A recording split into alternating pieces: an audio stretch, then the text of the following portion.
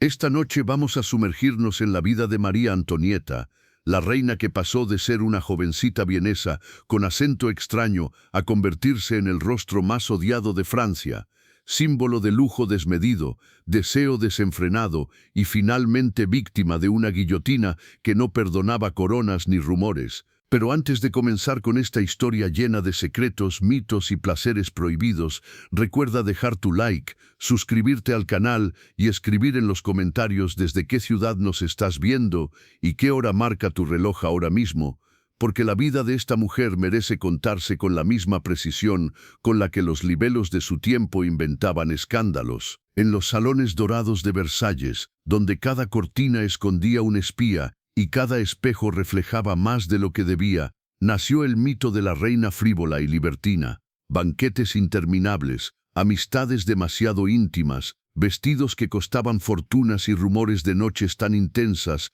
que aún hoy parecen sacados de un panfleto clandestino. María Antonieta no fue solo la reina de Francia, fue también el personaje central de la pornografía política del siglo XVIII, un cuerpo convertido en arma de propaganda, un nombre escrito en panfletos obscenos, una mujer a la que se acusó de todo lo imaginable, de arruinar la economía, de acostarse con mujeres, hombres, frailes y hasta con su propio hijo. Esta es la historia de cómo en los pasillos del palacio más lujoso de Europa se construyó un mito de deseo y decadencia que acabaría costándole la cabeza.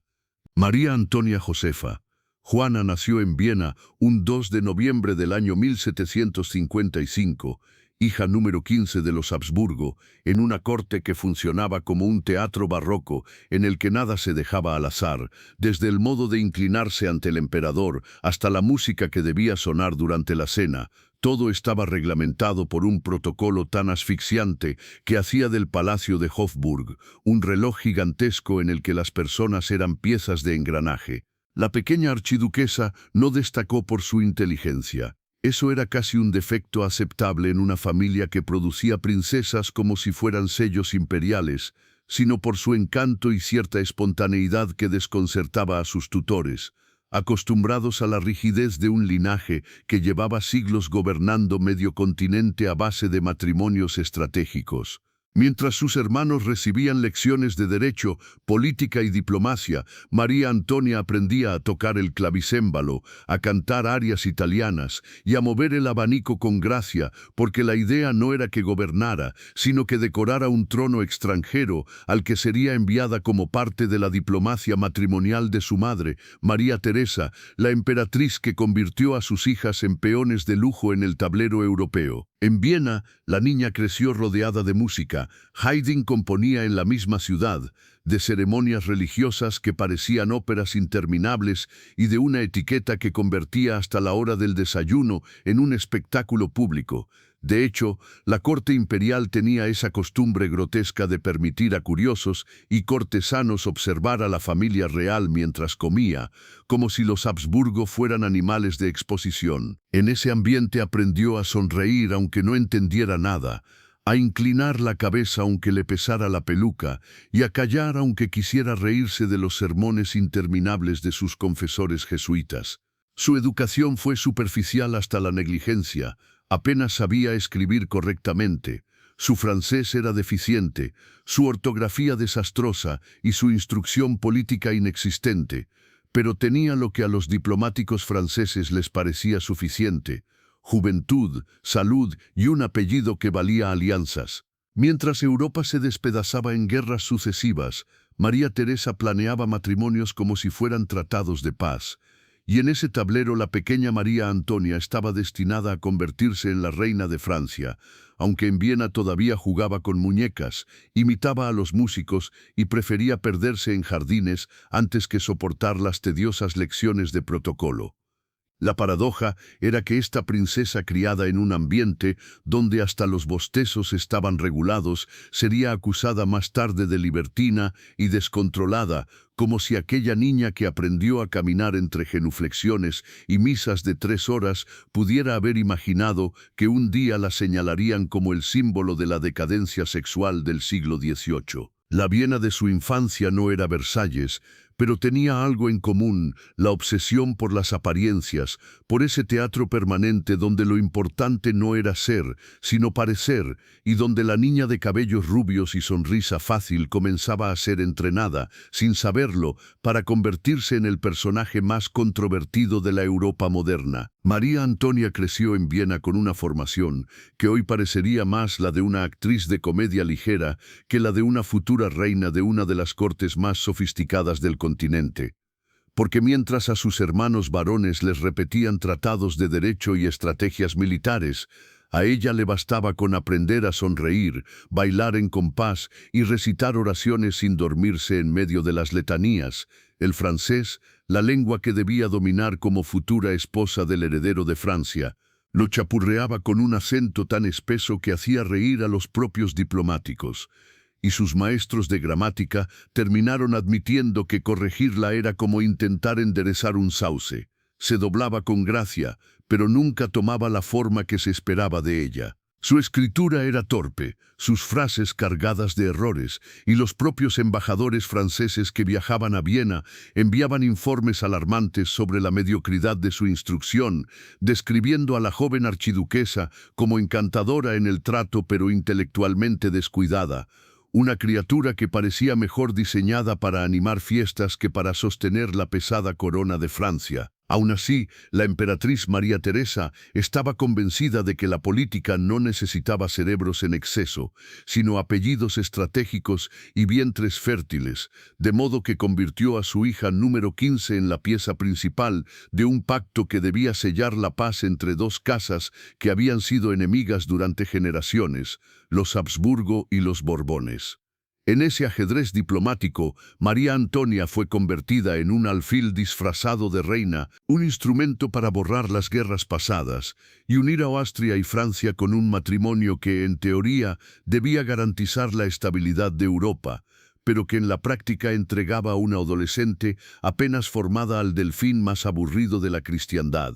Un joven Luis de 16 años, cuyo entusiasmo se limitaba a la caza, a la forja de cerraduras y a evitar cualquier contacto físico demasiado comprometedor.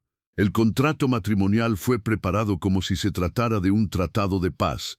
Se negociaron dotes, títulos, protocolos de corte y hasta el número de vestidos que la futura reina debía llevar a Versalles, pero nadie se preocupó por el hecho de que la joven apenas podía expresarse con soltura en la lengua de Molière, y que al llegar a la corte sería blanco de burlas despiadadas por su ignorancia. Los franceses la llamarían la austríaca con desprecio, recordándole en cada gesto que no era de los suyos, y su educación deficiente sería usada como prueba de inferioridad cultural, como si el dominio imperfecto del subjuntivo francés fuera suficiente para condenar a toda una dinastía. En la primavera de 1770, cuando apenas contaba con 14 años, fue comprometida oficialmente con el delfín y la maquinaria imperial se puso en marcha. Maestros improvisados intentaron mejorar deprisa sus conocimientos, se organizaron ceremonias para mostrarla al pueblo como la garantía de una nueva alianza y se ajustaron todos los engranajes de un matrimonio que debía ser la unión más comentada de la década. El día en que abandonó Viena, fue sometida al ritual humillante del despojo.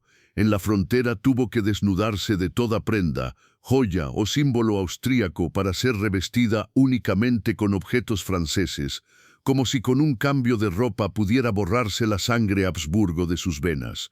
Ese tránsito teatral y cruel resumía su destino: dejar atrás su lengua, su familia y su identidad para convertirse en la muñeca diplomática de dos imperios que preferían un espectáculo fastuoso a la felicidad personal de los contrayentes. La boda con el delfín Luis se celebró en Versalles con una magnificencia obscena, fuegos artificiales que terminaron en tragedia con muertos por estampidas y un banquete interminable que sirvió más para alimentar rumores que para consolidar la unión, porque lo que debía consumarse en la alcoba no se consumó en años, convirtiendo a la joven reina en objeto de sátiras que la ridiculizaban como mujer estéril, libertina y sospechosa de buscar fuera lo que su esposo no le daba dentro. Así, la niña que nunca aprendió a conjugar bien el francés fue arrojada al escenario más cruel de Europa, donde cada palabra mal dicha y cada gesto mal interpretado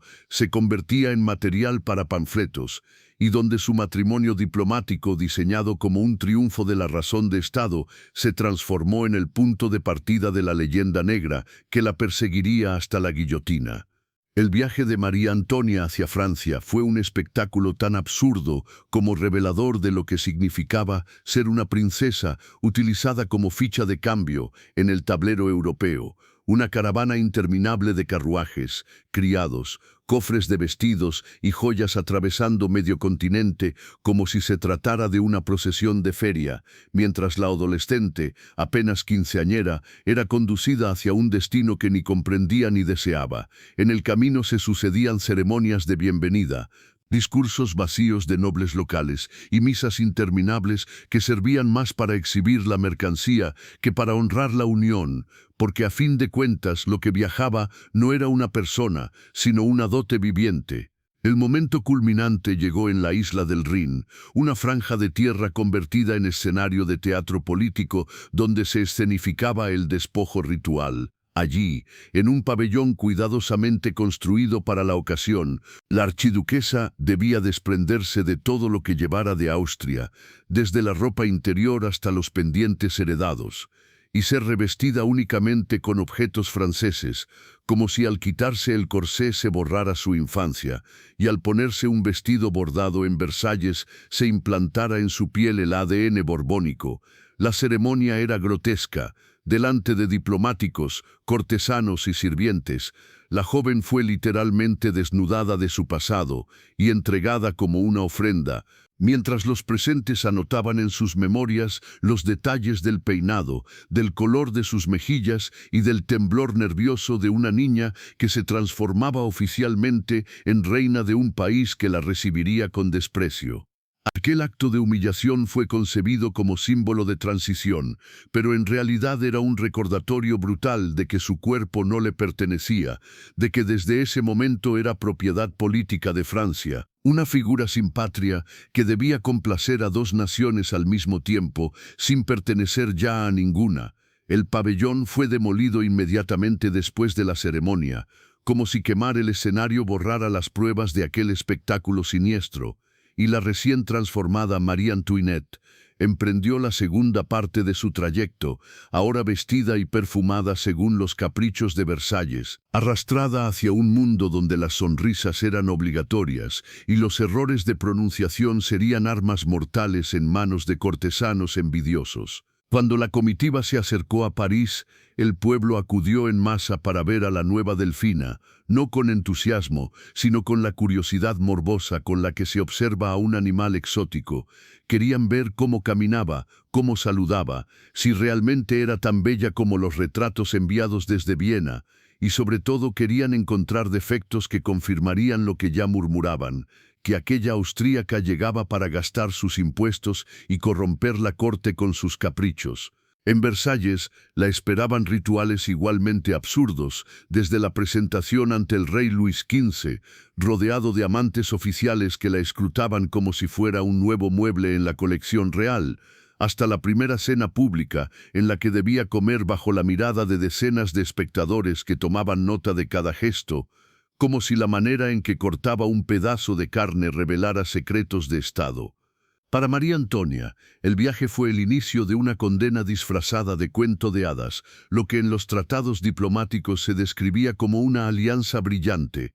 En su experiencia personal, fue un desfile humillante en el que le arrebataron su idioma, sus pertenencias y hasta su nombre, porque a partir de entonces dejaría de ser María Antonia para convertirse en Marie Antoinette, un producto francés fabricado a partir de una niña austríaca. Aquel tránsito en la frontera simbolizó el resto de su vida, un despojo constante, primero de su identidad, luego de su reputación y finalmente de su cabeza. La boda de María Antonia y el delfín Luis se celebró en mayo de 1770, en Versalles, con un boato descomunal que debía simbolizar la unión gloriosa de Austria y Francia.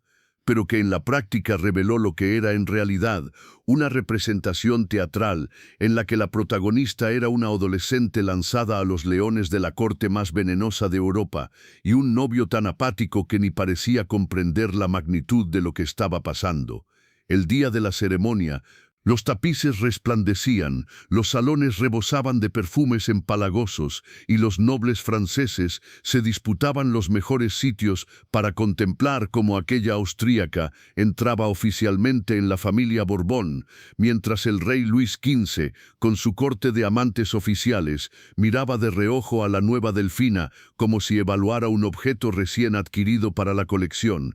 Tras el intercambio de anillos y el espectáculo litúrgico, llegó lo que más esperaba el público, la consumación, porque en Versalles todo era público hasta lo indecente, y la intimidad de los esposos no era asunto privado, sino cuestión de Estado. El joven matrimonio fue escoltado a la cama nupcial por una procesión de cortesanos que entraron en la alcoba como si asistieran a una función de ópera. Observaron cómo los recién casados se metían en la cama y luego se retiraron dejando a los dos adolescentes bajo la mirada invisible de toda Francia. El problema fue que nada ocurrió. El delfín, tímido hasta lo patológico y más interesado en forjar cerraduras que en abrir cuerpos, se limitó a dormir, y la joven María Antonia quedó convertida en la comidilla inmediata de toda la corte, porque una boda sin consumación era como una deuda impaga, un escándalo que justificaba rumores, sátiras y burlas. Los embajadores escribían cartas alarmadas, los cortesanos cuchicheaban en los corredores y hasta los panfletos clandestinos se burlaban de la supuesta frialdad de la pareja. La austríaca se convertía en sospechosa de buscar fuera lo que su marido no le daba dentro, y Luis era ridiculizado como un incapaz que no sabía cumplir con el deber mínimo de un heredero, producir descendencia. Pasaron meses, luego años, sin que el matrimonio se consumara, y cada amanecer sin embarazo era interpretado como un fracaso político que debilitaba la alianza entre los Habsburgo y los Borbones. En la corte se multiplicaban los chistes crueles, decían que el delfín prefería sus herramientas de cerrajero antes que a su esposa, que María Antonia debía contentarse con la compañía de damas demasiado cariñosas, o que el destino de Francia dependía de un muchacho que no distinguía entre un candado y un imán. La humillación era pública y constante, se escribían informes diplomáticos sobre la situación de la alcoba. Se convocaban médicos para examinar la virilidad del príncipe y se presionaba a la joven reina para que soportara la vergüenza con una sonrisa. El propio hermano de María Antonia, el emperador José II, viajó a Versalles años después y dejó un informe demoledor. Calificó la falta de consumación como una operación incompleta y criticó abiertamente la torpeza del delfín, añadiendo que la paciencia de su hermana era admirable pero inútil si su esposo no aprendía lo básico de la mecánica humana. Solo 7 años después de la boda se consiguió finalmente consumar el matrimonio, gracias en parte a intervenciones médicas y a consejos explícitos que ridiculizaron aún más al joven Luis, convertido ya en rey tras la muerte de su abuelo. Para entonces, la fama de María Antonia como mujer frívola y sospechosa estaba consolidada, y la corte la había señalado como culpable de lo que en realidad era la incompetencia sexual de su marido. Así, lo que debía ser el inicio de una alianza gloriosa se transformó en una comedia grotesca en la que la protagonista era objeto de burlas, su intimidad era diseccionada como si fuera un asunto de Estado, y su cuerpo se convirtió en campo de batalla de diplomacias, rumores y panfletos. En Versalles, donde todo se medía en apariencias, la delfina era ya un fracaso antes incluso de tener la oportunidad de ser reina, y su matrimonio, que debía traer estabilidad a Europa, se convirtió en la primera piedra del mito que la condenaría, el de una mujer acusada de todos los excesos porque su esposo no supo cumplir con el más básico de los deberes conyugales. La llegada definitiva de María Antonia a Versalles no fue la historia romántica de una princesa que conquista con su encanto, sino la lenta crucifixión de una extranjera a la que nunca se le perdonó haber nacido en Viena. La corte francesa, orgullosa y venenosa, no necesitaba razones para despreciarla, bastaba con que fuera hija de los Habsburgo, enemigos históricos, para que desde el primer día la llamaran la austríaca, con ese tono cargado de sospecha que convertía cualquier gesto suyo en prueba de conspiración. La Delfina entró en un mundo dominado por etiquetas absurdas, donde hasta la forma de entregarle un pañuelo estaba reglamentada, y cada mirada envenenada de las damas de compañía le recordaba que estaba rodeada de espías al servicio de intereses opuestos. No importaba lo que hiciera, todo estaba mal. Si sonreía demasiado, era frívola; si se mostraba seria, era altiva; si bailaba, era indecente; si se retiraba a descansar, era arrogante. En medio de esa hostilidad permanente, la joven buscó refugio en lo único que podía controlar, su apariencia. Allí comenzó el mito de la reina frívola, porque María Antonia convirtió la moda en un campo de batalla personal, un arma de supervivencia en un entorno que deseaba verla fracasar. Sus peinados se hicieron legendarios, torres de cabello empolvado adornadas con plumas de avestruz, barcos en miniatura para celebrar victorias navales, flores artificiales que parecían jardines completos, todo sostenido por toneladas de polvo blanco y grasa perfumada que transformaban su cabeza en un monumento ambulante. Los vestidos eran obras de ingeniería, metros interminables de seda, encajes importados y corsés que costaban más que el salario de un ministerio, diseñados para impresionar, humillar a las rivales y sobre todo demostrar que la Delfina podía ser más francesa que las francesas mismas. Pero el efecto fue devastador. En lugar de integrarla, la convirtió en blanco de nuevas críticas. Cada vestido se interpretaba como un insulto a la pobreza del pueblo, cada peinado como un signo de arrogancia y cada joya como una puñalada a las finanzas del reino.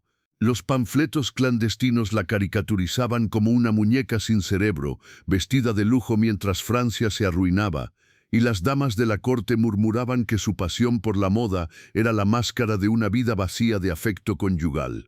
Lo cierto es que la moda fue para María Antonia un refugio psicológico en medio de la hostilidad.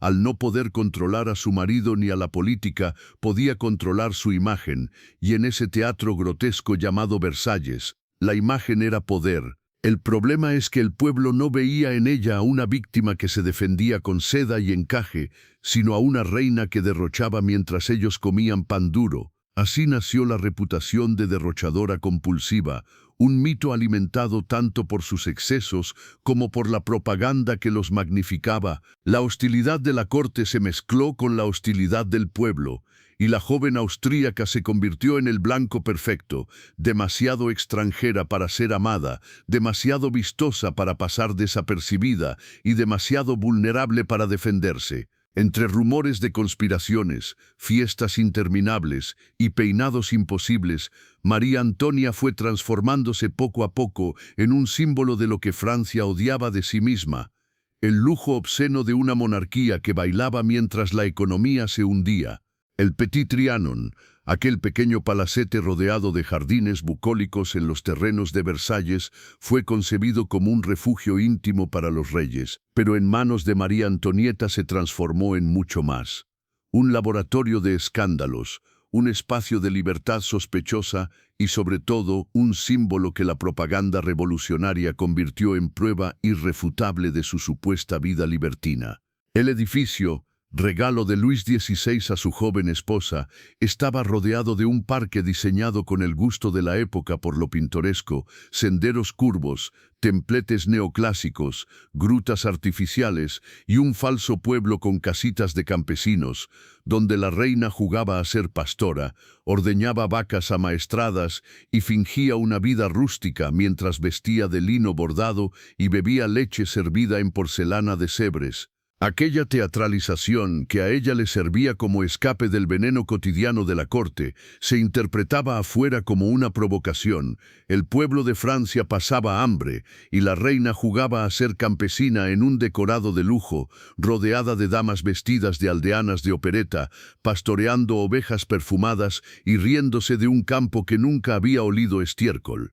El Petit Trianon se convirtió así en la escena perfecta para los panfletos pornográficos que la describían entregada a orgías campestres con amigas íntimas y oficiales disfrazados, acusaciones que, aunque infundadas, resultaban irresistibles en una Francia que ya no necesitaba pruebas, sino símbolos. La reina buscaba en ese lugar la posibilidad de ser ella misma, lejos de las miradas que la espiaban en cada gesto en Versalles, pero su necesidad de intimidad se interpretó como ocultamiento.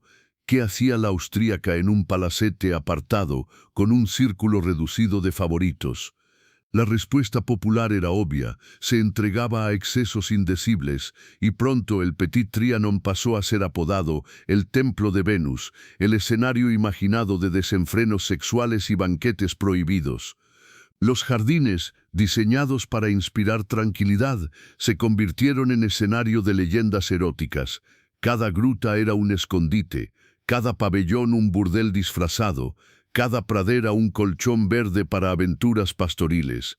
La ironía era que en realidad María Antonieta buscaba allí algo tan poco escandaloso como pasear sin corsé, hablar con unas pocas amigas de confianza y escapar del rígido ceremonial de la corte, pero la imagen pública se impuso, y en el imaginario colectivo, los pastores de porcelana se transformaron en amantes disfrazados, las lecheras en cortesanas encubiertas y las meriendas bucólicas en orgías de vino y música. El Petit Trianon fue el espejo deformante de su reputación. Lo que para ella era un espacio de evasión se convirtió en el símbolo de su desconexión con el país, la prueba de que jugaba a divertirse mientras Francia se arruinaba. El lujo del decorado rural, con molinos de utilería y jardines artificiales, se volvió insultante cuando la crisis económica golpeó con más fuerza, y lo que había nacido como un regalo de amor se transformó en un arma de propaganda contra la reina. En los cafés de París se contaban historias obscenas sobre lo que ocurría en aquellas paredes, se vendían grabados que la mostraban en posturas indecentes entre flores y cascadas, y la imaginación popular convirtió un palacete de cuento en el prostíbulo secreto de la reina. El destino del Petit Trianon resume la paradoja de María Antonieta. Cualquier intento de huir del escrutinio terminaba reforzando la imagen de libertina, cualquier gesto de intimidad era interpretado como libertinaje y cualquier rincón de refugio acababa siendo transformado en escenario de acusaciones. Así, aquel jardín que ella consideraba un oasis personal fue el lugar donde nació uno de los mitos más persistentes de su leyenda negra. La reina de Francia no solo derrochaba en vestidos, también se perdía en un Edén privado donde, según la propaganda, convertía la inocencia pastoral en un carnaval de excesos. Entre las múltiples armas que Versalles utilizaba para destruir reputaciones, pocas eran tan eficaces como el chisme disfrazado de crónica, y en el caso de María Antonieta el material sobraba, porque sus amistades femeninas más cercanas y sus inclinaciones teatrales ofrecían a la propaganda todo lo necesario para inventar la vida secreta de una reina libertina. La princesa de Lamballe, delicada, devota y casi enfermizamente fiel, se convirtió desde temprano en una confidente inseparable, lo que en una corte habituada a ver conspiraciones en cada gesto, se interpretó como un romance disfrazado de amistad. La duquesa de Polignac, en cambio, era la antítesis, ambiciosa, astuta, con una familia que se enriqueció a costa de su cercanía con la reina y cuyo círculo de favoritos parecía una máquina de devorar recursos del Estado. Entre las dos figuras se tejió el mito. La reina austríaca, incapaz de consumar su matrimonio durante años, buscaba consuelo en brazos femeninos, rodeada de damas de compañía demasiado afectuosas y demasiado beneficiadas por su cercanía. Los libelos la pintaban como protagonista de escenas sáficas en el Petit Trianon, exagerando cada gesto de cariño, cada paseo de la mano, cada carta con tono efusivo, como si fueran pruebas de una conspiración carnal contra la moral francesa. Y como si no bastara con esos rumores, la propia María Antonieta se encargaba de alimentar las sospechas con su afición desmedida por el teatro. No contenta con asistir a óperas y comedias, montaba representaciones privadas en las que ella misma actuaba disfrazada de pastora coqueta, cantaba arias sentimentales y jugaba a ser aldeana en escenarios decorados con flores artificiales y arroyos pintados. A sus ojos era un pasatiempo inocente, un escape del veneno cotidiano de la corte. A los ojos de Versalles era la confirmación de que la reina no se tomaba en serio su papel, que prefería jugar con pelucas y canciones antes que dar a Francia un heredero robusto. Los panfletos mezclaron ambos elementos con un entusiasmo pornográfico. La reina en escena se convertía en actriz de burlesque, sus amigas en amantes disfrazadas, sus gestos en pruebas de orgías líricas donde la música era la cortina de humo de placeres secretos. El teatro de María Antonieta fue visto como una ofensa doble. Por un lado, se le acusaba de derrochar sumas colosales en decorados y vestuario, mientras el país se hundía en deudas. Por otro, se la presentaba como una actrizuela indigna del trono, rebajada al nivel de cortesanas que hacían de la escena su mercado de favores. El contraste con la miseria del pueblo fue letal.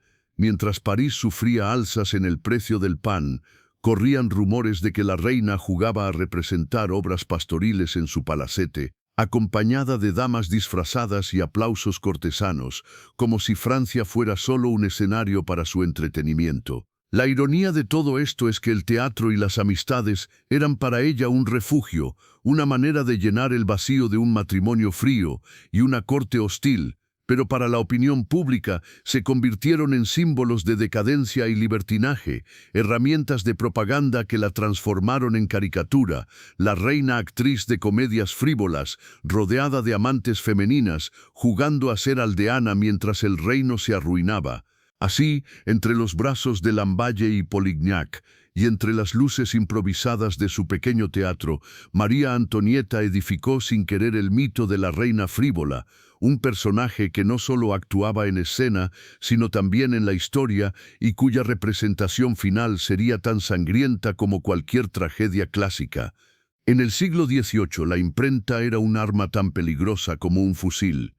Y en el caso de María Antonieta, los enemigos de la monarquía descubrieron muy pronto que los panfletos obscenos resultaban más eficaces que cualquier discurso político, porque nada degradaba más a una reina que convertirla en protagonista de libelos indecentes distribuidos clandestinamente en tabernas, cafés y hasta en los propios corredores de Versalles. Aquellos folletos, redactados con la ferocidad de quien sabe que el escándalo vende más que la verdad, describían a la Delfina como una mujer insaciable, una criatura devorada por el deseo, capaz de saltar de los brazos de una dama de compañía a los de un guardia, de un sacerdote a un diplomático extranjero, todo en el mismo párrafo. Circulaban ilustraciones grotescas donde se la mostraba desnuda, con pelucas imposibles y rodeada de amantes de ambos sexos, grabados burdos pero irresistibles que confirmaban para el público lo que ya querían creer, que la austríaca era el epicentro de la corrupción moral de Francia. Los libelos usaban un lenguaje cargado de insinuaciones, relataban escenas imaginarias en el Petit Trianon, convertían cada gesto en una prueba de libertinaje y cada amistad en una conspiración erótica. Lo que más dañaba no era la exageración, sino la repetición. Cada semana aparecía un nuevo folleto con variaciones del mismo argumento y poco a poco, a fuerza de ser repetida, la ficción se volvió verdad en la mente de miles de lectores. Estos textos eran vendidos en secreto, pero con una rapidez asombrosa, y se convirtieron en lectura popular, mucho más accesible que los tratados de economía o las arengas revolucionarias, porque nada entretenía más al pueblo que imaginar a su reina convertida en caricatura indecente. Incluso algunos nobles participaban en la difusión, financiando autores anónimos que mezclaban sátira política con obscenidad, convencidos de que ridiculizar la cama real era la manera más eficaz de debilitar la corona. María Antonieta se convirtió en un personaje de novela picaresca escrita por sus enemigos. Cada peinado era descrito como un disfraz para atraer amantes, cada banquete como preludio de excesos, cada paseo por los jardines como un encuentro secreto. Y lo más cruel era que, al no poder responder públicamente, la reina quedaba atrapada en un silencio que la hacía parecer culpable. Los libelos indecentes no solo minaron su reputación, también crearon un género literario propio, la pornografía política, donde el deseo y el poder se mezclaban para fabricar un monstruo de papel que no tenía nada que ver con la adolescente insegura que buscaba refugio en teatros y jardines. Así, a través de esas hojas mal impresas, Francia aprendió a odiar a su reina no por lo que hacía en realidad, sino por lo que se decía que hacía cuando se apagaban las luces de Versalles, y la austríaca pasó de ser una princesa decorativa a convertirse en la encarnación del vicio, en la imaginación colectiva. El Petit Trianon, aquel palacete que debía ser un simple refugio privado para María Antonieta, terminó convertido en la pantalla donde se proyectaban todas las fantasías obscenas de una sociedad que necesitaba creer que su reina vivía rodeada de excesos, lo que en realidad eran meriendas tranquilas, paseos en jardines diseñados al estilo inglés y juegos teatrales con damas de confianza. En los panfletos clandestinos se transformaba en orgías campestres que habrían hecho palidecer a los dioses del Olimpo. La reina, decían, vestía de pastora ligera, rodeada de amigas disfrazadas de campesinas, y juntas se entregaban a placeres en medio de prados, donde ovejas amaestradas eran solo decorado, y el vino corría como río interminable. Cada gruta artificial era descrita como un escondite para encuentros secretos, cada pabellón un burdel disfrazado, cada pradera un colchón verde donde la reina invitaba a oficiales, diplomáticos y damas por igual. La imaginación popular no necesitaba pruebas, bastaba con que existiera un lugar apartado de la mirada pública para llenar sus paredes de historias indecentes, y el Trianon ofrecía ese escenario perfecto, un palacete cerrado, custodiado, rodeado de jardines donde nadie podía espiar lo que en verdad ocurría. En los cafés de París circulaban versiones cada vez más detalladas, que la reina organizaba banquetes donde los platos eran excusa para desnudar cuerpos, que los músicos que animaban las veladas eran también partícipes de los excesos, que las lámparas iluminaban no solo mesas de juego, sino camas improvisadas en las galerías. Se hablaba de danzas eróticas entre damas de compañía, de apuestas sexuales entre cortesanos, de disfraces pastoriles que ocultaban rituales libertinos. Y aunque nada de eso podía demostrarse, la repetición constante terminó creando la convicción de que el Petit Trianon no era un refugio, sino un templo de lujuria financiado con el sudor de un pueblo que apenas podía pagar pan. La paradoja es que María Antonieta había buscado en ese lugar justamente lo contrario: huir de la rigidez ceremonial de Versalles, caminar sin el corsé de la etiqueta, tocar música sin que cada nota fuera juzgada, leer, pasear y reírse en un círculo reducido de confianza, pero esa necesidad de intimidad se interpretó como libertinaje, y su refugio terminó siendo símbolo de depravación. Los panfletos obscenos la retrataban rodeada de amantes en trajes rústicos, en escenas pastoriles que mezclaban leche, flores y vino con cuerpos entrelazados, caricaturas grotescas que se vendían en mercados clandestinos con la misma rapidez que el pan en las panaderías. Cada vez que la reina se retiraba al Trianon, corrían nuevos rumores: que se había citado con diplomáticos extranjeros, que recibía a guardias nocturnos, que experimentaba placeres prohibidos con sus damas. El lugar fue bautizado como el Templo de Venus por los más creativos, un apodo que circulaba como prueba de que la reina prefería las orgías a los consejos de Estado. Así, lo que para ella era un oasis, se convirtió en el arma más letal de sus detractores, una metáfora viviente de una monarquía desconectada, una reina que jugaba a campesina mientras su pueblo se moría de hambre, una mujer convertida en protagonista de fábulas eróticas que se repetían hasta el cansancio en calles, cafés y plazas. El Trianon, en definitiva, fue la cuna de los mitos más escandalosos, la proyección de un odio colectivo que necesitaba transformar cada flor en un suspiro, cada fuente en un gemido y cada sombra en un secreto indecente. Y así, entre praderas idealizadas y grutas inventadas, la reina terminó encerrada en un relato que nunca escribió, pero que se volvió más fuerte que cualquier verdad, la historia de las orgías campestres que jamás ocurrieron, pero que Francia entera juraba conocer de memoria. Si hay una frase que persiguió a María Antonieta como un espectro hasta la guillotina, fue aquella de que coman pasteles, 4 palabras que nunca pronunció, pero que bastaron para inmortalizarla como símbolo de la frivolidad monárquica frente al hambre del pueblo.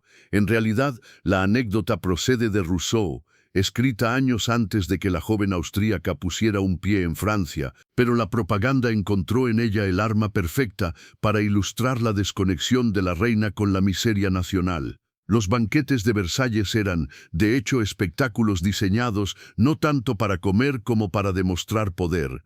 Mesas interminables de plata, fuentes de salsas pesadas, jarras de vino que se vaciaban en copas de cristal mientras músicos amenizaban el ambiente, todo bajo la mirada atenta de cortesanos que no eran invitados a probar bocado, sino a contemplar cómo la familia real degustaba platos imposibles de replicar fuera de palacio. La reina, apenas entrada en la adolescencia, se convirtió en la pieza central de esos espectáculos culinarios. Debía aparecer radiante, probar un poco de cada plato, sonreír aunque el guiso fuera incomible y sobre todo representar la abundancia que contrastaba brutalmente con la escasez de pan en las calles de París. De ahí nació la caricatura, la reina que se deleitaba con repostería mientras el pueblo se moría de hambre, la mujer que supuestamente respondía al lamento popular con la indiferencia de una frase cruel.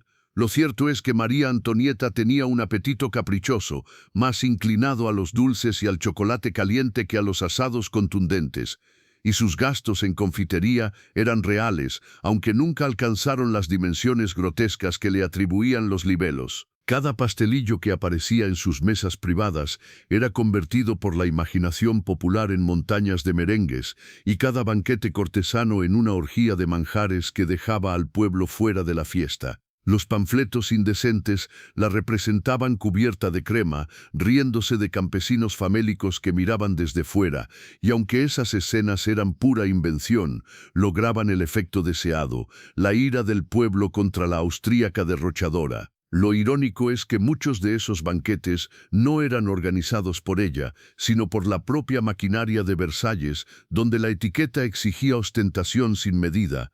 Pero en el imaginario colectivo fue la reina quien encarnó ese exceso, y su nombre quedó pegado para siempre a una frase que jamás salió de sus labios. Los informes diplomáticos de la época ya advertían que esa imagen era letal. Mientras Francia atravesaba crisis económicas profundas, la joven reina jugaba con su apariencia y su gusto por lo dulce, un contraste que alimentaba la propaganda como pólvora. Lo que en otras cortes se veía como normal, la ostentación, los banquetes, los postres, en Francia se transformó en símbolo de decadencia porque el pueblo necesitaba un rostro al que culpar. Y la austríaca, extranjera, joven y derrochadora, era el blanco perfecto. Así, el tópico de que coman pasteles sobrevivió a la propia reina, que ni siquiera tuvo oportunidad de desmentirlo en vida, y se convirtió en la frase más citada de su leyenda negra.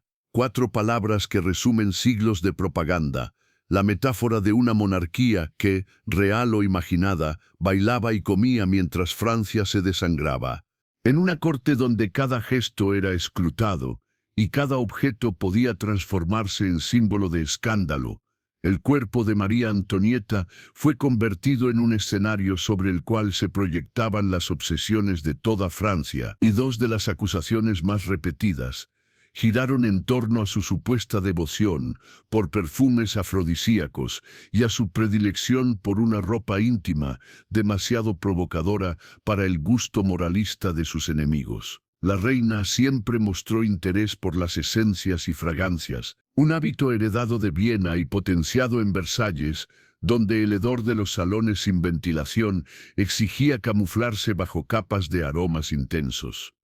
Pero lo que era una costumbre de higiene y etiqueta se transformó en los libelos clandestinos, en un culto a ungüentos mágicos, pócimas excitantes y perfumes diseñados para despertar deseos carnales en todos los que la rodeaban. Los panfletistas describían a la austríaca frotándose con aceites orientales traídos de contrabando, bañándose en lociones de almizcle y envolviéndose en nubes de jazmín y ámbar que supuestamente enloquecían a amantes y sirvientes por igual. A esas fantasías olfativas se sumaba la obsesión por su ropa, porque la reina rompía con la rigidez de la etiqueta adoptando lencería de seda ligera, corsés ajustados hasta la exageración y disfraces teatrales con los que se presentaba en veladas privadas. En la imaginación popular, aquellos vestidos no eran simples caprichos de moda, sino disfraces eróticos. Se decía que aparecía vestida de campesina coqueta en fiestas íntimas,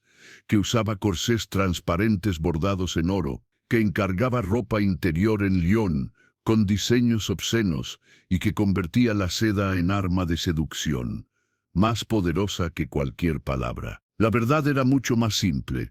María Antonieta adoraba la novedad, la teatralidad y la sensación de escapar de la rigidez cortesana a través de trajes ligeros y perfumes delicados.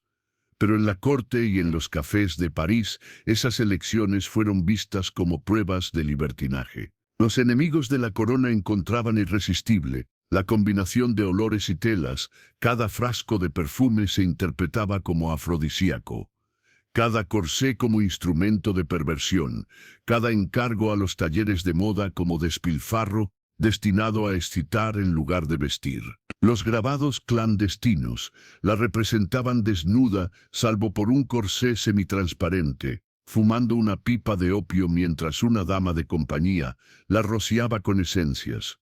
Otros la pintaban jugando con abanicos perfumados, rodeada de amantes disfrazados en escenarios pastoriles. Incluso se difundió el rumor de que guardaba un gabinete secreto en el Petit Trianon lleno de frascos con fórmulas prohibidas y disfraces para sus juegos privados.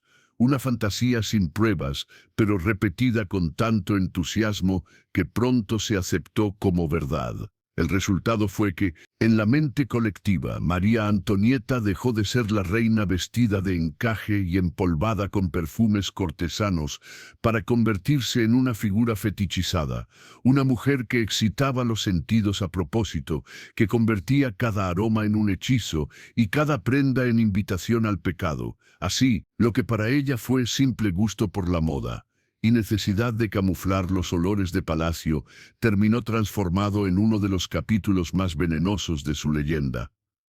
El culto al perfume como droga erótica y la ropa como fetiche sexual, dos mitos que sobrevivieron, porque en tiempos de crisis, la gente prefería imaginar a su reina bañada en esencias prohibidas y vestida con lencería provocadora, antes que aceptar que el verdadero problema era un estado quebrado hasta los huesos. Entre todas las acusaciones absurdas que circularon contra María Antonieta, pocas resultaron tan pintorescas como aquellas que la vinculaban con juegos de azar cargados de erotismo y con veladas musicales convertidas en escenarios de insinuaciones, porque en la lógica de los libelistas, si la reina no consumaba con su marido, debía estar apostando favores en las mesas de cartas o excitando a sus acompañantes con arpegios calculados en el arpa y el clave. Es cierto que María Antonieta era aficionada a las cartas y que, como muchos miembros de la corte, pasaba horas jugando al faraón o al lansquenete, perdiendo sumas que escandalizaban a los contadores reales. Pero lo que en realidad eran deudas incómodas se convirtió en los panfletos clandestinos, en apuestas indecentes, donde el pago no era en monedas, sino en caricias y noches compartidas. Se afirmaba que la reina arriesgaba favores íntimos para recuperar lo perdido, que convertía las cartas en excusa para atraer a oficiales y cortesanos, y que su mesa de juego era un burdel disfrazado de salón elegante. El eco de esos rumores creció al punto de que el juego se volvió inseparable de su leyenda frívola. Los enemigos de la corona repetían que mientras el pueblo se arruinaba, la reina dilapidaba fortunas en apuestas de seda y encaje, cambiando fichas por besos y cartas por amantes. Lo mismo ocurrió con la música, su afición por el arpa y el clave, instrumentos que cultivaba con dedicación, fue transformada en otra prueba de libertinaje.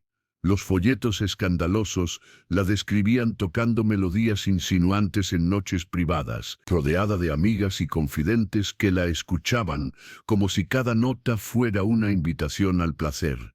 El arpa, con sus cuerdas tensas y su gesto de acariciarlas, se convirtió en metáfora sexual para caricaturistas que la mostraban desnuda salvo por el instrumento, con damas y caballeros embelesados a su alrededor. El clave, símbolo de refinamiento, pasó a ser en los libelos un juguete sonoro con el que la reina marcaba el ritmo de veladas supuestamente indecentes. Lo que en realidad eran ejercicios musicales de una princesa aburrida se deformó en conciertos secretos de erotismo encubierto, donde cada acorde era un suspiro y cada compás un gemido. La paradoja era que la corte entera jugaba y tocaba música, pero solo a ella se la acusaba de convertirlo en vicio, porque todo servía para reforzar la imagen de frívola insaciable. En los cafés de París circulaban historias de cartas manchadas de perfume, de fichas apostadas a cambio de favores, de arpas convertidas en cómplices y claves en camas sonoras. La reina, que buscaba distracción en juegos y melodías, terminó atrapada en un relato donde nada era inocente. Todo era insinuación, y hasta el más banal entretenimiento cortesano se transformaba en prueba de corrupción. Así, entre apuestas inventadas y arpegios convertidos en suspiros, María Antonieta se consolidó como la caricatura perfecta para una Francia en crisis, la soberana que, según los rumores, jugaba con las cartas y con los cuerpos, y que acariciaba las cuerdas de un arpa no para producir música, sino para dirigir la sinfonía obscena de su propia leyenda negra. Si los panfletistas habían agotado ya la imaginación, describiendo a María Antonieta como frívola, adicta al perfume, jugadora de cartas eróticas y amante de sus damas de compañía, todavía les quedaba un filón más jugoso: transformarla en dominatrix antes de que el término existiera. La reina, que no solo buscaba placer, sino que además invertía los papeles de poder en la alcoba,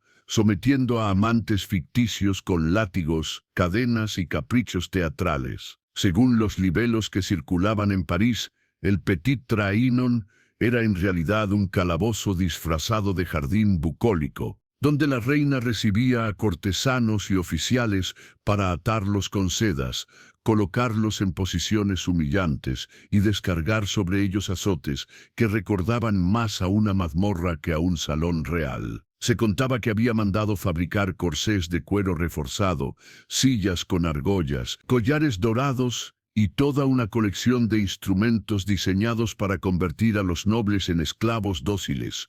Incluso se inventó que hacía desfilar a sus amantes con correas en el cuello, mientras ella, con la cabeza erguida y un látigo en la mano, dirigía la escena como si fuera una ópera macabra. La imaginación de los panfletistas no conocía límites. Algunos la describían vestida de amazona, botas altas y fusta en mano, golpeando a quienes osaban contradecirla. Otros afirmaban que jugaba a invertir roles con soldados, convirtiéndose en verdugo, mientras ellos hacían de prisioneros, un teatro obsceno que supuestamente saciaba su insaciable sed de poder. Lo interesante es que estas fantasías funcionaban en dos direcciones.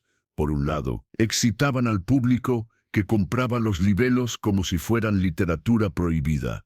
Por otro, servían como alegoría política, porque presentar a la reina como dominadora en la cama era presentar a Austria dominando a Francia. Una metáfora de humillación nacional disfrazada de pornografía política. Así, los látigos no eran solo juguetes imaginados, sino símbolos de la tiranía de una mujer extranjera que, según los rumores, convertía en esclavos a los nobles franceses, tanto en la cama como en el trono. La ironía es que María Antonieta, tímida en sus primeros años y abrumada por un marido que apenas sabía acercarse a ella, fue transformada por la propaganda en la encarnación de un poder sexual desbordado y perverso, capaz de subyugar a cualquiera que se cruzara en su camino. Los cafés parisinos repetían estas historias con delectación.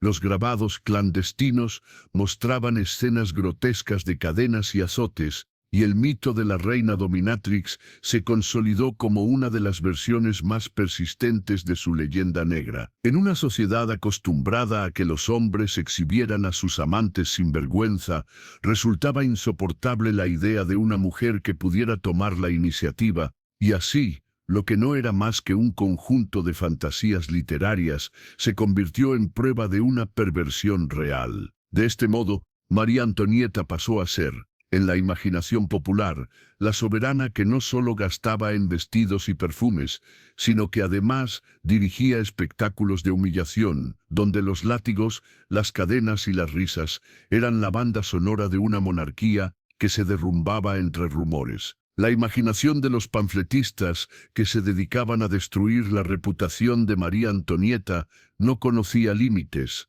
y después de convertirla en adicta a perfumes afrodisíacos, jugadora de apuestas eróticas y dominatrix con látigo en mano, decidieron llevarla aún más lejos, meterla en la cama con monjas y frailes, porque nada excitaba tanto al morbo de la Francia prerevolucionaria como mezclar religión y deseo en la misma caricatura. Los libelos más escandalosos describían escenas en conventos donde la reina, disfrazada de novicia, participaba en rituales secretos de placer colectivo, rodeada de hermanas que olvidaban sus votos al calor del vino y de frailes que convertían la confesión en preliminar. Los grabados clandestinos la mostraban con hábito a medio quitar, sostenida por clérigos sonrientes, mientras damas disfrazadas de religiosas se arrodillaban en poses ambiguas, imágenes burdas que corrían por los cafés de París como prueba irrefutable de la corrupción de la austríaca.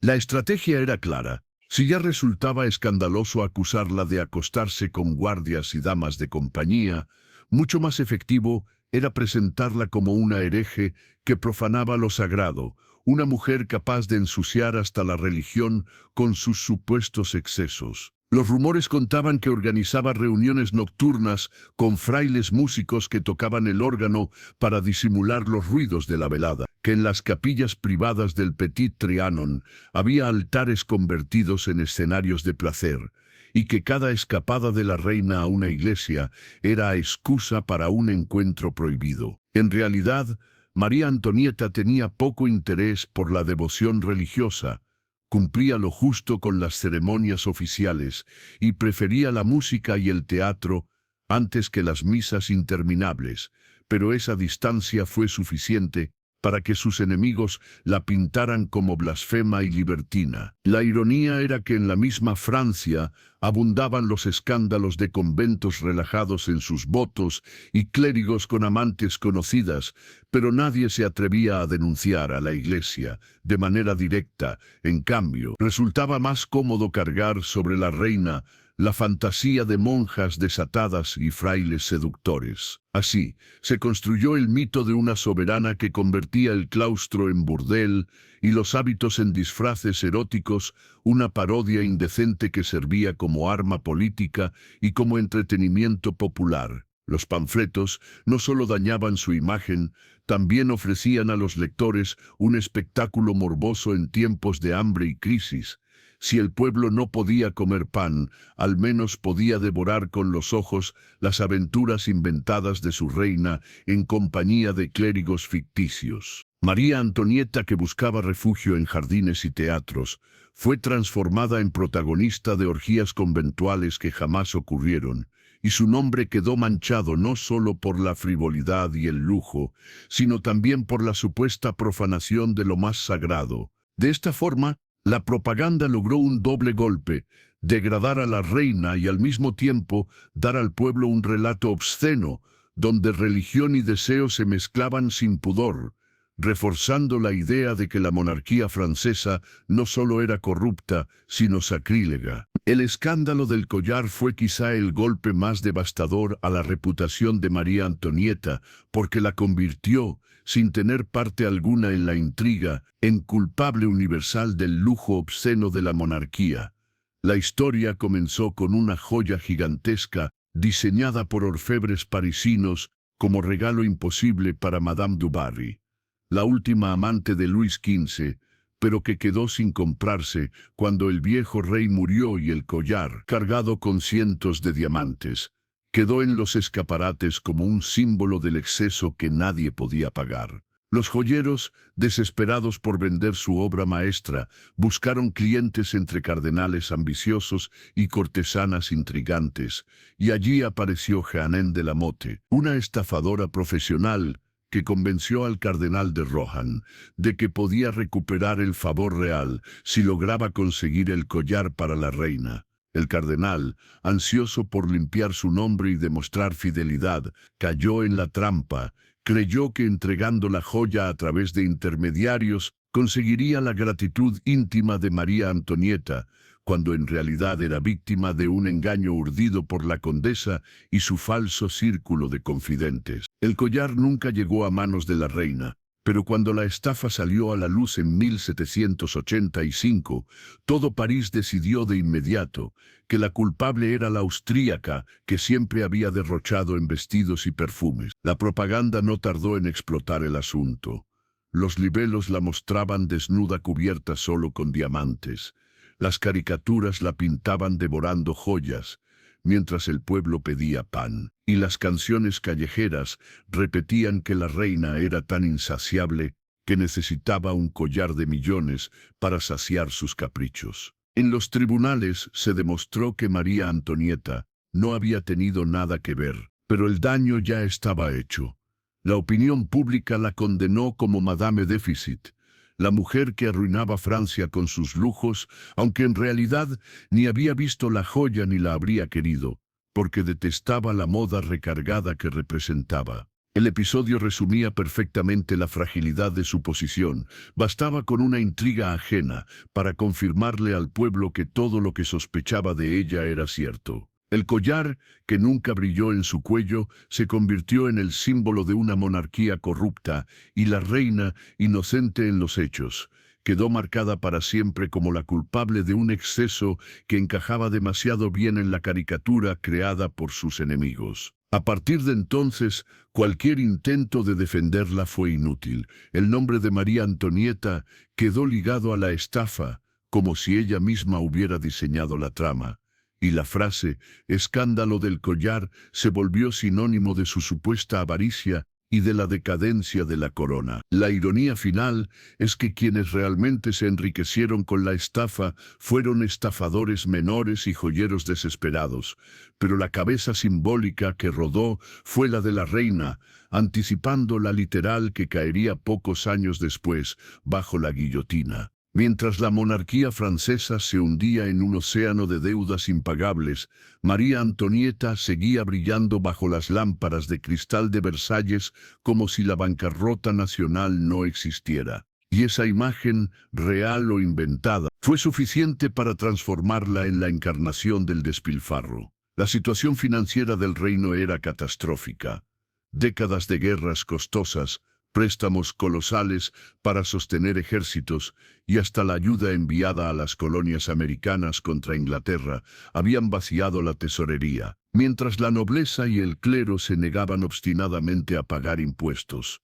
El Estado caminaba hacia la quiebra, pero lo que el pueblo veía era otra cosa: los interminables bailes de la corte, los vestidos de seda cambiados 3 veces al día, los peinados que costaban lo mismo que alimentar a un barrio entero, y en el centro de todo ese teatro, la joven reina austríaca que se había ganado el apodo de Madame Déficit. Los enemigos de la corona no perdieron la oportunidad. Cada banquete se convirtió en un insulto, cada fiesta en una provocación, cada gesto en prueba de una frivolidad suicida. La ironía es que María Antonieta no era la única ni la principal responsable de la bancarrota. El verdadero agujero negro eran los gastos militares y el sistema fiscal injusto, pero como era más fácil odiar un rostro que un balance contable, la reina se convirtió en el blanco perfecto. Mientras ministros de finanzas como Necker o Calonne advertían de la necesidad de reformas drásticas, la corte seguía organizando veladas teatrales, y en ellas María Antonieta aparecía con su círculo de favoritos, sonriendo bajo candelabros de oro y representando una abundancia que hacía sangrar los ojos de un pueblo famélico. En París, los panfletos describían a la reina danzando mientras campesinos morían en los caminos, comparaban el tintineo de sus joyas con el sonido de monedas robadas y caricaturizaban sus vestidos como redes con las que atrapaba la riqueza de Francia. El contraste era insoportable. Los informes hablaban de hambre, malas cosechas y pan a precios imposibles, mientras en Versalles la música de los violines ahogaba cualquier mención a la crisis. Y aunque la reina no decidía sobre presupuestos ni diseñaba políticas fiscales, su fama de derrochadora era tan sólida que cada déficit se traducía en un rumor sobre un nuevo vestido o un nuevo capricho. Así se instaló la idea de que la monarquía no solo era inútil, sino obscena, y que la austríaca bailaba sobre las ruinas de la nación. Los bailes de Versalles, en teoría diseñados para mostrar esplendor y unidad, se convirtieron en la prueba visual de una desconexión suicida entre el poder y el pueblo. A partir de entonces, cada vez que se hablaba de bancarrota, el nombre de María Antonieta aparecía como sinónimo de lujo obsceno, como si ella sola hubiera devorado las arcas del Estado. De este modo, la crisis económica, que tenía raíces profundas y estructurales, fue reducida en la imaginación popular a una simple ecuación.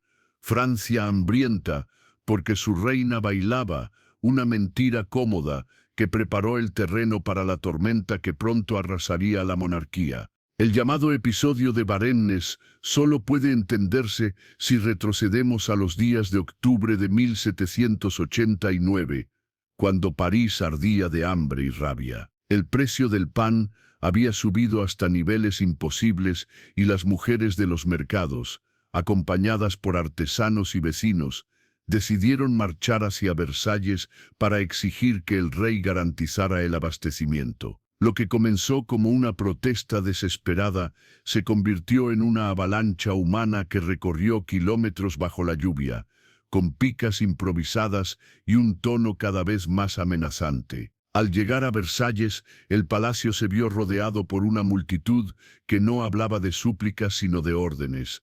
El pueblo reclamaba al monarca, y ya no con reverencias, sino con gritos que sonaban como sentencias. En la madrugada, algunos lograron irrumpir en el recinto. Hubo forcejeos, muertos y el temor real de que la situación acabara en linchamiento. La conclusión fue clara.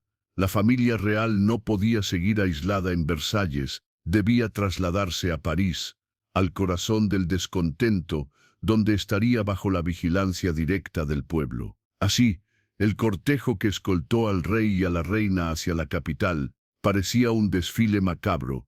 La carroza avanzaba lentamente entre gritos, insultos y picas levantadas, mientras María Antonieta, pálida, entendía que había dejado de ser soberana para convertirse en rehén. Instalados en el Palacio de las Tullerías, Luis y María vivieron lo que parecía un cautiverio con decoración real. Guardias nacionales vigilaban cada entrada.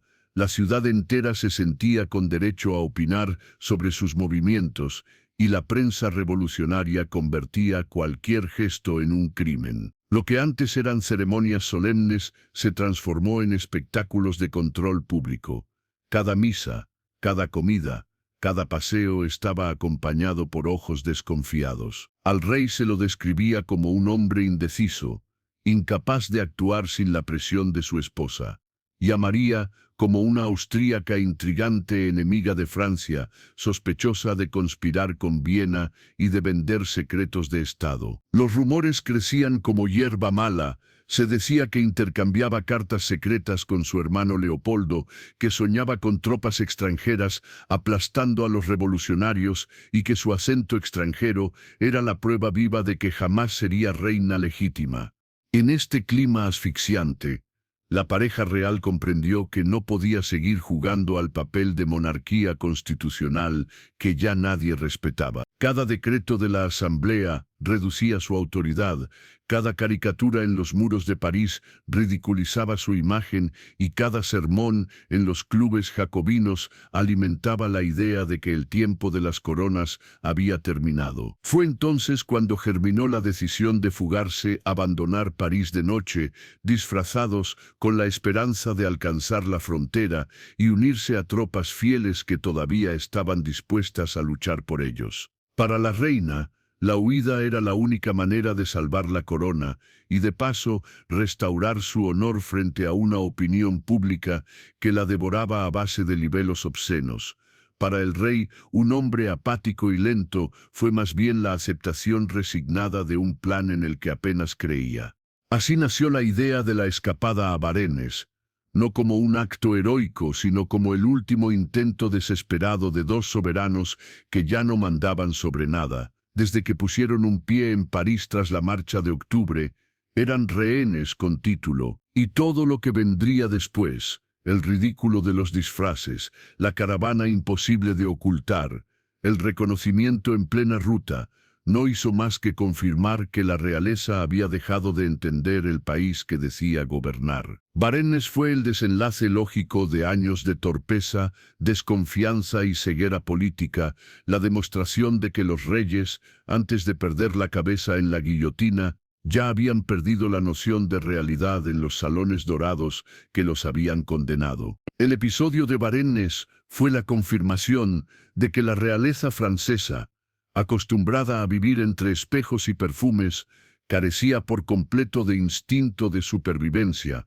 en lugar de aceptar que su poder se desmoronaba y que el pueblo ya no creía en milagros borbónicos. Luis y María Antonieta decidieron jugar a la escapada como si fueran adolescentes fugitivos, y lo hicieron de la manera más torpe posible. El plan, trazado entre confidencias y mapas mal leídos, consistía en abandonar París disfrazados y viajar hacia la frontera, donde esperaban reunirse con tropas realistas y reconquistar su autoridad, pero nada salió como en las fantasías cortesanas. Para empezar, la pareja real no se disfrazó de forma convincente.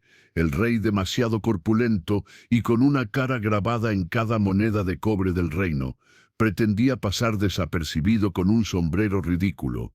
Y la reina, más preocupada por los detalles de su equipaje que por la discreción, insistió en llevar cofres, baúles y un séquito que hacía imposible pasar inadvertida. Mientras tanto, la caravana avanzaba con la lentitud de un cortejo fúnebre, tirada por caballos exhaustos y escoltada por sirvientes cuya idea de viaje secreto parecía sacada de una ópera cómica. En cada posta, campesinos y taberneros reconocían a la austríaca y murmuraban entre risas que aquella no era una noble cualquiera, y en lugar de sospechar que los descubiertos eran ellos mismos, los reyes continuaban con el teatro, que convencidos de que el pueblo era demasiado ingenuo para reconocerlos. El clímax llegó en Varennes, un pequeño pueblo, donde los lugareños, lejos de ser fieles súbditos, los retuvieron como si fueran delincuentes comunes, los compararon con los retratos oficiales. Verificaron sus identidades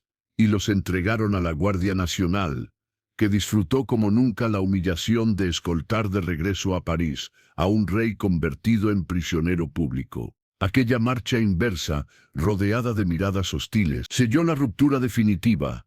El pueblo ya no veía en Luis y María la representación del poder divino, sino a dos farsantes que habían intentado abandonar a su nación en medio de la crisis, dejando tras de sí deudas, hambre y rumores de traición a favor de Austria. La huida de Varennes fue, en términos políticos, un suicidio con ruedas.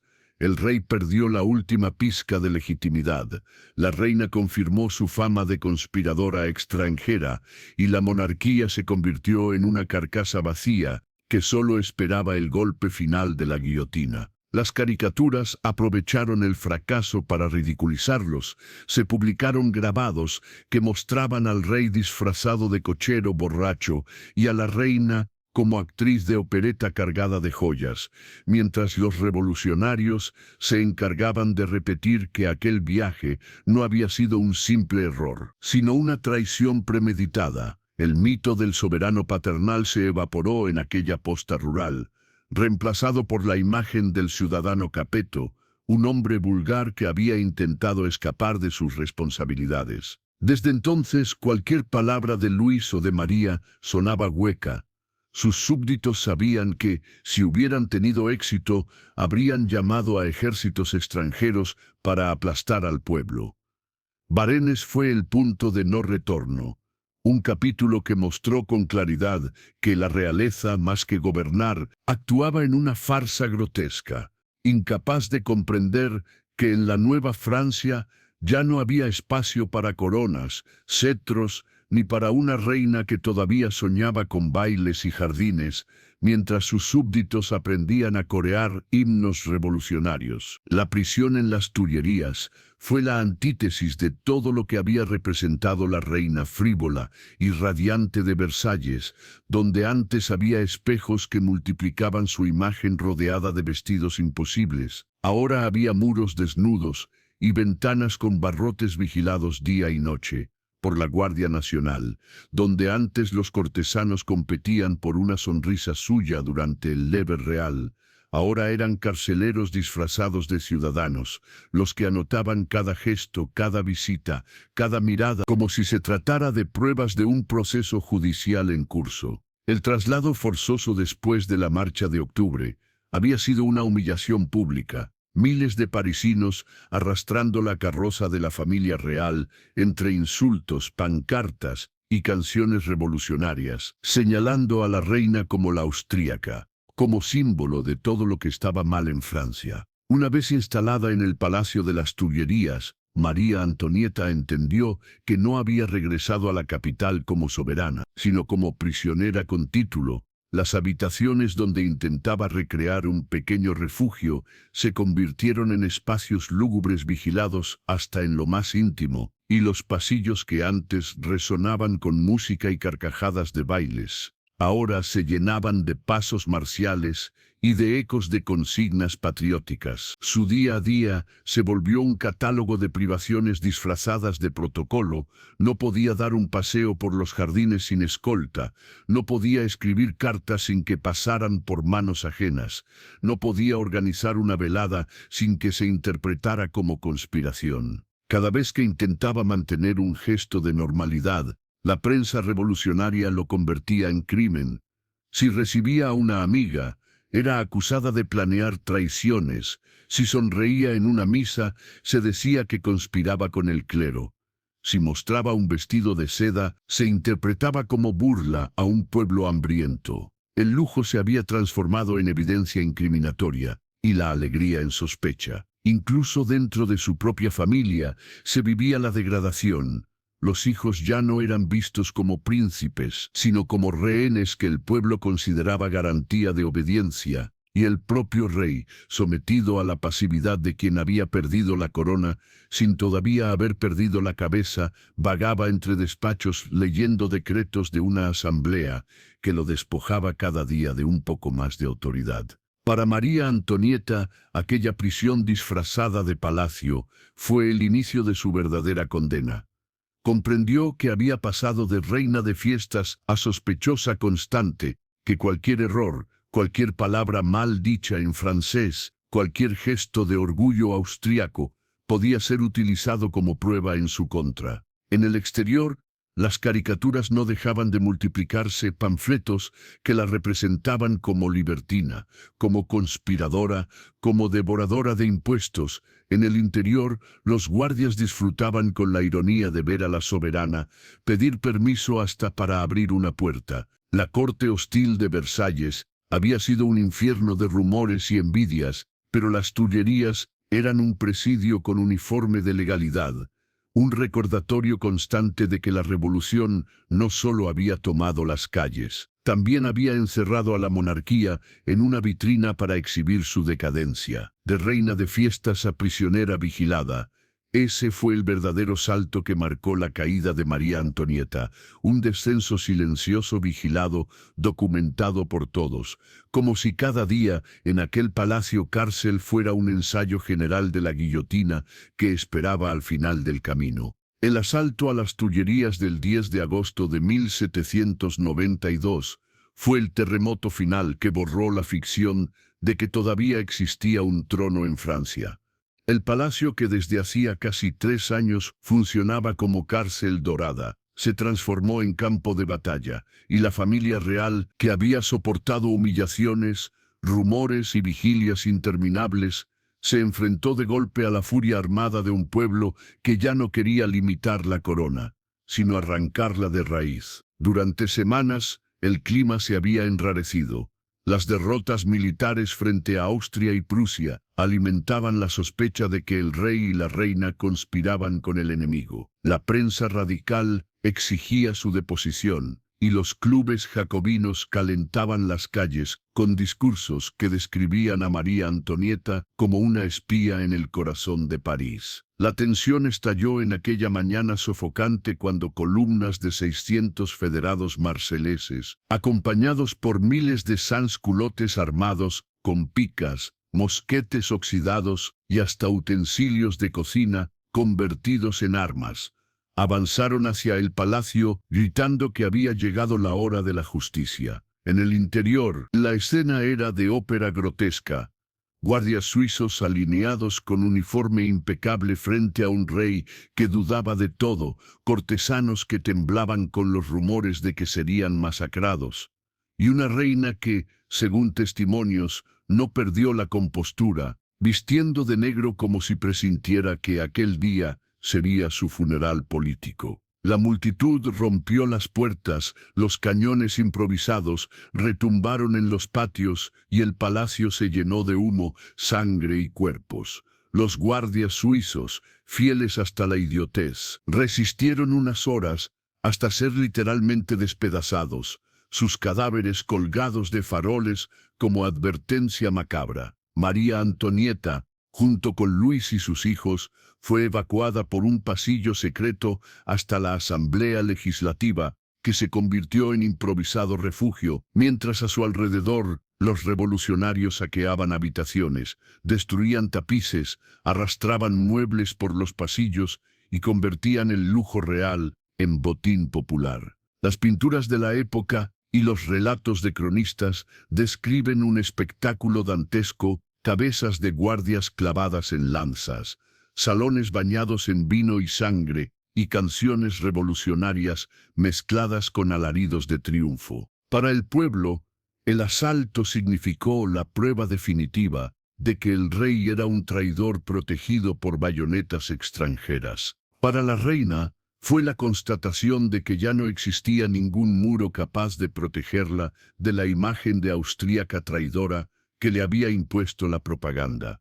Desde ese día, la monarquía dejó de ser siquiera un adorno, fue suspendida de facto, el rey pasó a ser prisionero oficial del pueblo, y la reina quedó marcada como enemiga interna, lista para el juicio que la historia esperaba desde hacía años. El juicio contra María Antonieta, celebrado en octubre de 1793, fue la culminación de años de rumores, libelos y propaganda convertidos en munición judicial, y entre todas las acusaciones absurdas que desfilaron ante el tribunal revolucionario, hubo una que condensó la bajeza del proceso, la de incesto y perversión sexual. La reina, ya reducida a la condición de viuda capeto, entró en la sala vestida de negro, pálida, demacrada, sin joyas ni adornos, rodeada por un público hostil que acudía más a presenciar un espectáculo que a escuchar pruebas. Los jueces,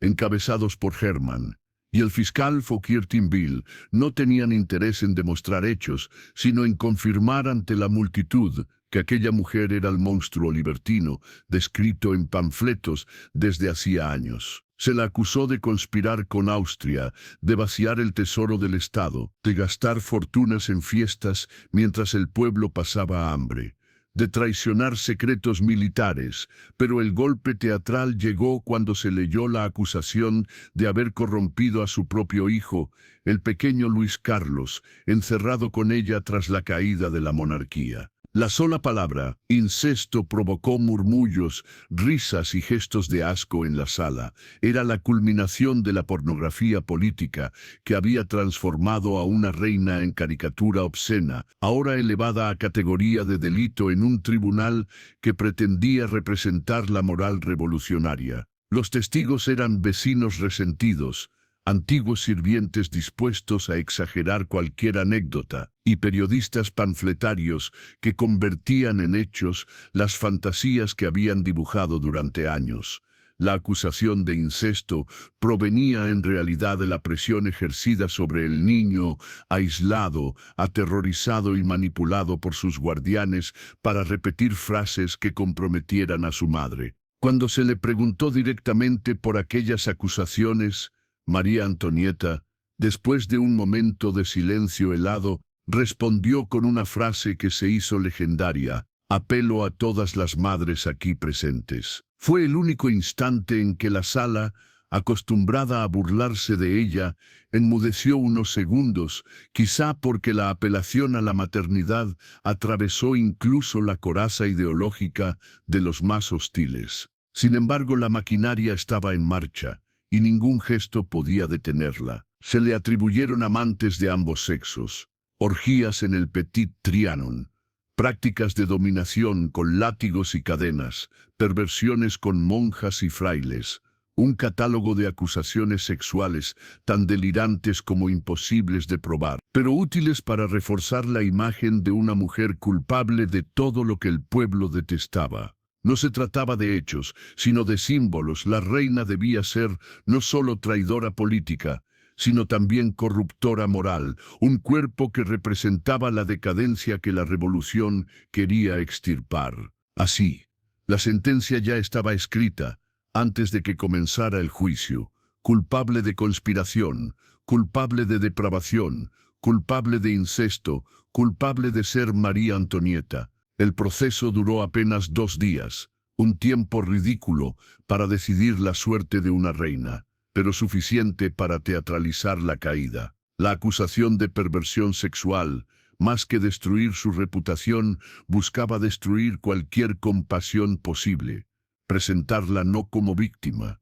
sino como monstruo. De esa forma, cuando se dictó la condena a muerte, la guillotina aparecía no como un castigo político, sino como una purga moral. El tribunal la entregó al verdugo como quien arroja una farsa obscena a su desenlace, y la propaganda revolucionaria pudo proclamar que la mujer que había corrompido a Francia pagaba con su cabeza los excesos que el pueblo jamás le perdonaría. El 16 de octubre de 1793 amaneció gris y húmedo en París, y desde las primeras horas el Palacio de Justicia, donde había pasado su última noche en una celda maloliente, se llenó de rumores sobre cómo afrontaría la viuda Capeto su ejecución. A diferencia de Luis, que había sido trasladado en un carruaje cerrado, a ella se la expuso deliberadamente a la multitud.